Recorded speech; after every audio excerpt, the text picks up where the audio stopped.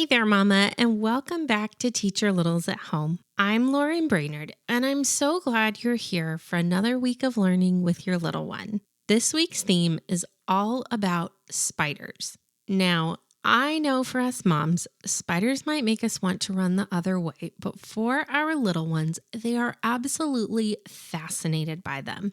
It's that curiosity when they see a spider crawling up the wall or across the floor that makes Spider Week the perfect time to explore some new skills in a fun and engaging way. This is a great theme as we're right in the middle of October to use around Halloween time, but it can also be used any time of the year because all of these activities teach kids about spiders and how they're an animal, and nothing is scary or focused around Halloween.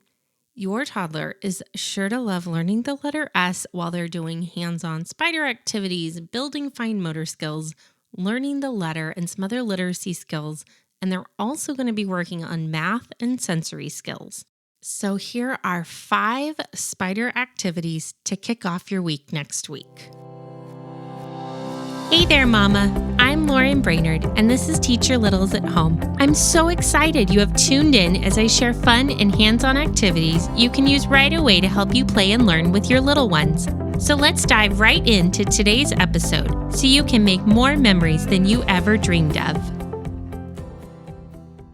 Nothing is more exciting on a Monday morning than a sensory bin. And so for this week, we are going to be playing with a Play-Doh spider bin.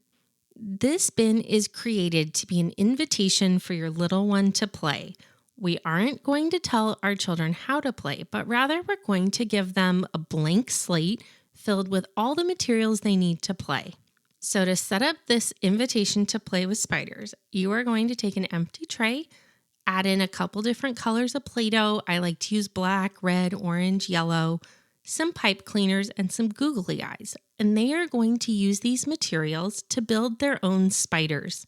The reason I keep this activity so open-ended is because it encourages them to use their creativity, and it will help your child develop their small motor control in their fingers while they're being creative at the same time. I also love to talk about how spiders have 8 legs. You can add eyes. They have a body in the middle. You can even show a picture of a real spider or maybe 5 real spiders just to give them some ideas as they get started. Now, after sitting for this activity for a while, our kiddos are probably going to be a little wiggly. So we are going to head straight into a real life spider web. So to create this life-size spider web, you're going to position 4 to 6 chairs in 2 parallel rows. So picture 2 to 3 chairs in each row.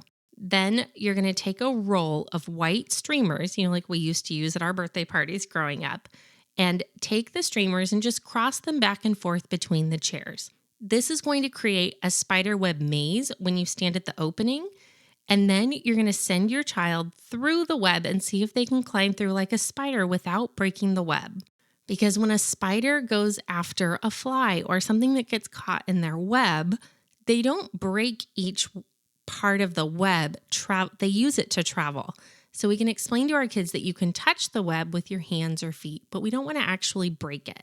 For our third activity this week, we're heading into some math fun. So counting becomes extra fun this week since spiders are involved.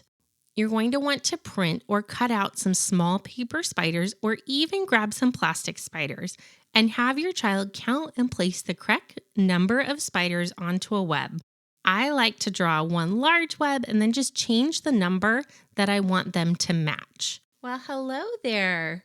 I have a little visitor at the door today. Come here, sweetheart. What are you doing? You want to come say hi to Mommy's friends?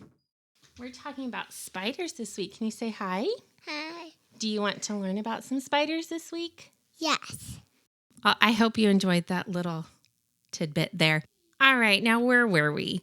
No Spider Week could be complete without singing the Itsy Bitsy Spider with your little one. Grab some kitchen bowls, some buckets, bins, maybe a spatula, or just use your hands and work on tapping the beat using a variety of objects as you sing together. The 5th and final activity I am sharing today is our letter S sensory bin. Spider begins with the letter S. So this week we're working on learning the name of the letter and the sound the letter makes. Fill a bin with some string or some yarn for a little bit of a different sensory experience than maybe you've done in the past, and add in some toy spiders. I find the plastic rings with spiders on them are super easy to find at the store for like $1 in October. Then you're also going to add in uppercase and lowercase letter S spider cards and have your child work on sorting by uppercase and lowercase letters. I like to use 2 small bowls to keep the cards neat. And then as your child sorts each letter, have them say the name of the letter to help remember the letter name. Make sure after sorting all the letters, you give your child time to play with the bin. All of these activities are part of my Spider Toddler unit, which is included in my year-long toddler curriculum. Each theme focuses on 5 daily lessons with literacy, math, sensory, fine motor, gross motor, and art activities. Everything you need to make learning at home simple and fun. You can grab all of this using the link in the show notes. And if you want to plan your own themed weeks, but you aren't really sure where to start, you can grab my free Toddler Activities Quick Start Guide. It is packed with planning tips and activity ideas to help you build a learning routine that works with your family and with your lifestyle. You can grab this using the link in the show notes as well. Thanks for tuning in today, Mama. I hope your little one has an absolute blast exploring spider webs, counting creepy crawlies, and learning all about the letter S this week. Until next time, have a fun week teaching your littles at home. Thank you so much for tuning in to this episode of Teach Your Littles at Home. I hope you are feeling so inspired to create a new activity to do right away with your little ones. If you like listening to my mommy, will you please leave her a review? Before you head off to plan the next activity, would you mind leaving me a quick review on Apple Podcasts or wherever you are listening from? This is the only way for me to know if you're finding my tips, activities, and advice helpful, and I get so excited reading each and every review. I hope this episode has left you feeling empowered to try something new with your kids this week. And if so, would you please hit the share button and share this episode with another one of your mama friends who also wants to create activities with her little ones. I can't wait to share even more fun activities with you on our next episode. Have a wonderful rest of your day playing and making memories with your little ones.